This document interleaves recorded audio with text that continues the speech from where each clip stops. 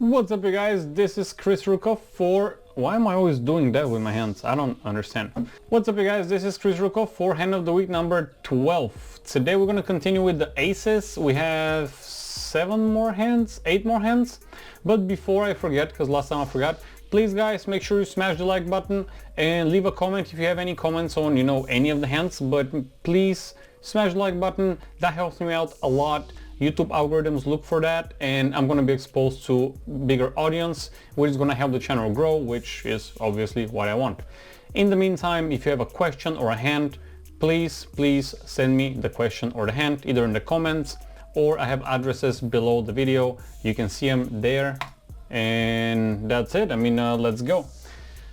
The first hand is aces again. As you already know, we reviewed the aces this time and see how my student plays. He actually has just 1 hour with me, so this is the hands before started coaching him.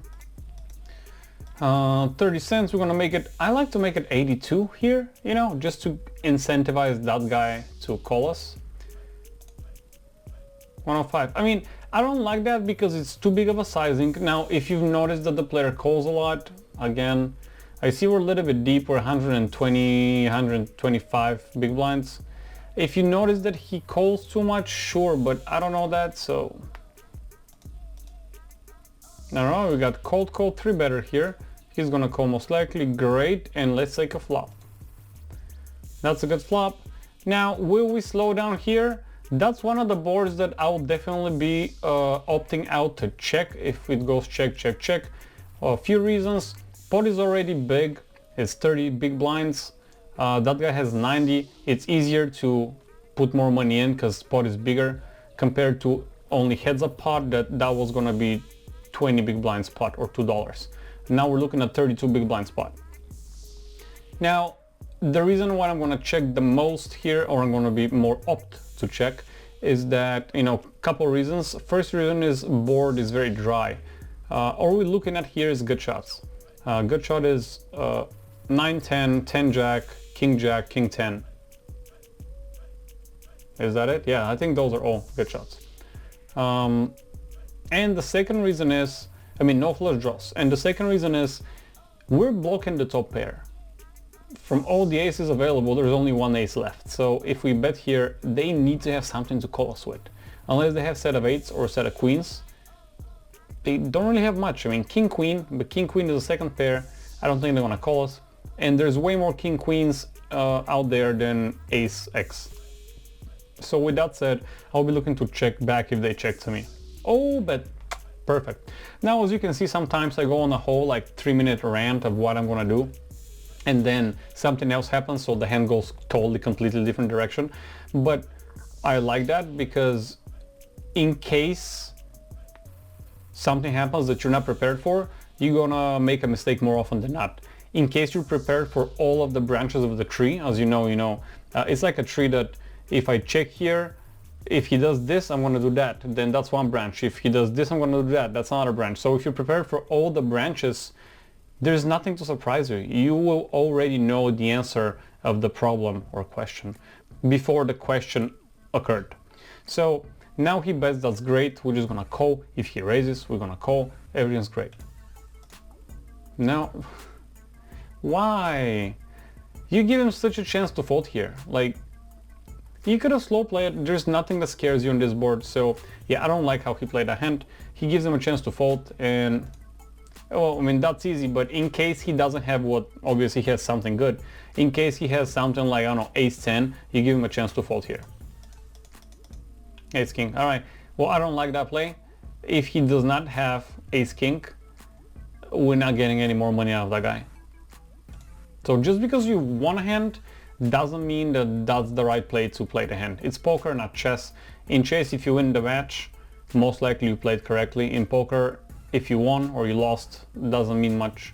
If you're losing in the long run, you're definitely doing something wrong. If you're winning in the long run, you're definitely doing something right. But in the short term, nothing's changed. Doesn't mean much. All right, here we're gonna make it like $1.20. Man, I don't care how the hand ends. That's just stupid. I'm a bit disappointed at this point. All right. 55 is good. I'm a bit perplexed by the previous hand, guys. I treat this as a check. That doesn't mean anything. It's a fishy thing. So I'll make it, you know, $1.30 or so. Okay, I see my student, I like reviewing those things. We had with this student a video review, which means he sent me a video, I reviewed it, and we, you know, address the mistakes he makes in the video. But now with the database, when I have a database review, I see a lot of his mistakes are basically way over betting. Now he's gonna fold a lot of the time here. You give him a chance to fold here a lot.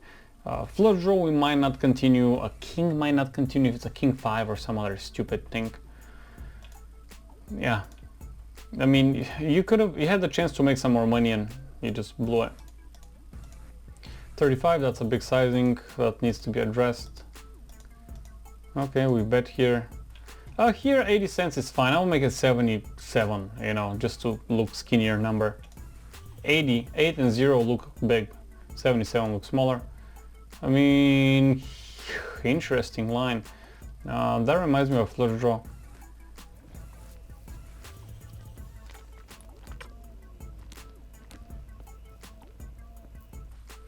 I have a problem with this bet. The reason I have a problem with this bet is if we call here, we're committing the whole stack. We call $3, we got 6 left. Let's say he folds, pot becomes $7, SPR is, you know, less than 1-to-1. What do we do? Now the question is, will he do that with a flush draw? And how many sets and how many flush draws does he have? Sets are obvious, they're always 9 on the flop. You know, 3 sets of 6s, 3 sets of 4s, 3 sets of 10s. Now 5-7 is one combo that I'm looking at as a straight draw. And 5-7 suited particularly is, you know, open-ended and flush draw, and 9-8 is the other one. So let's load the Equilab.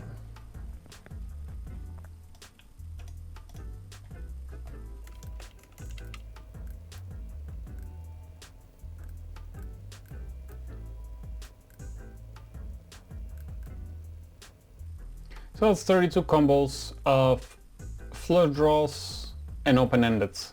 I'm just gonna add those and the sets just to see where we stand, because if I go to start like adding, I mean, I can add ace 10 flush draw obviously.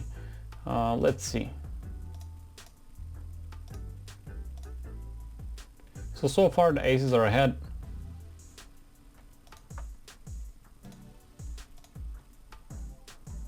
Oh, he cannot have ace 10, we got the ace.